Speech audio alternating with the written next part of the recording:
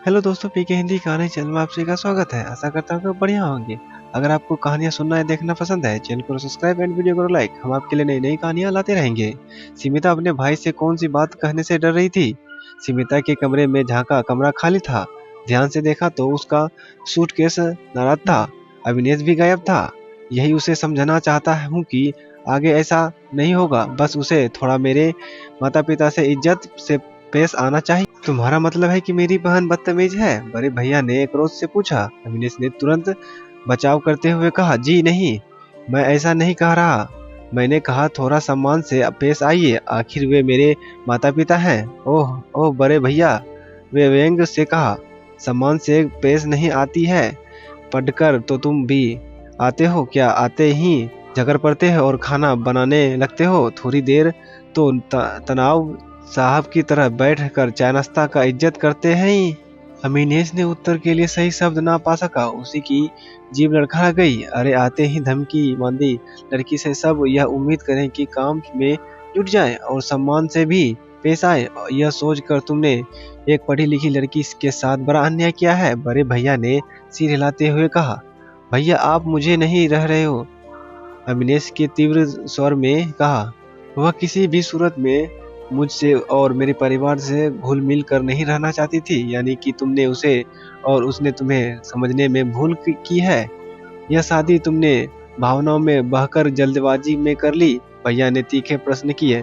जी ऐसा नहीं था, अविनेश ने हकलाते हुए कहा। हमने सारे पहलुओं पर अच्छी तरह से गौर किया लिया था।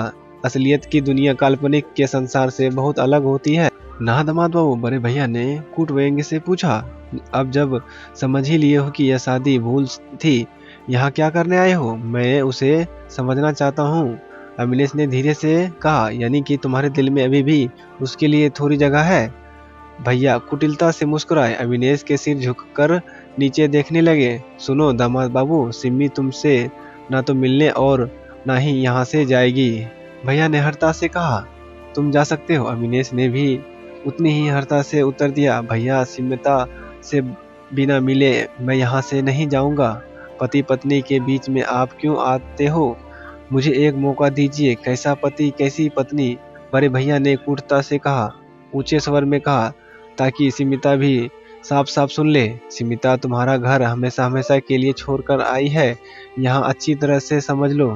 सिमिता के कलेजे पर सांप लेट रहे थे। उसे ऐसी आशा न थी कि बड़े भैया अमिनेश का इतना अपमान करेंगे। उसे अमिनेश पर न जाने क्यों तरस आने लगा। जो भी हो, मैं मिलकर जाऊंगा। अमिनेश ने सिमिता के कमरे की ओर बढ़ते हुए कहा। ठहर जाओ, बड़े भैया ने डांट कर कहा। मैं इतना कमीना तो नहीं हूँ कि तुम्हें घर से बाहर उठाकर फेंक दूं, पर सीमिता से मिलने की आज्ञा कभी नहीं दूंगा। इधर वाला कमरा खाली है, वहां जब तक मर्जी हो रहो, पर सिम्मी से मिलने की कोशिश मत करना। अविनेश लाचारी में से कमरे में चला गया। सिमिता थोड़ी देर बाद बाहर आई तो चेहरे पर परेशानी झलक रही थी। बड़े भैया ने रुको स्वर में कहा, मैंने अविनेश को डांट दिया है। अगर अपनी और मेरी इज्जत प्यारी है तो उससे बात मत करना। अब तुम हमेशा हमेशा के लिए यहाँ रहो। और हाँ, नौकरी के लिए हाथ नाश्ता और खाना कमरे में ही भिजवा देना। मैं बाहर उसकी सूरत भी नहीं देखना चाहता हूँ, समझी? बड़े भैया 2 दिनों तक दीवार बने बीच के कमरे में आराम कुर्सी लगाकर बैठे रहे। दफ्तर से भी छुट्टी ले ली थी।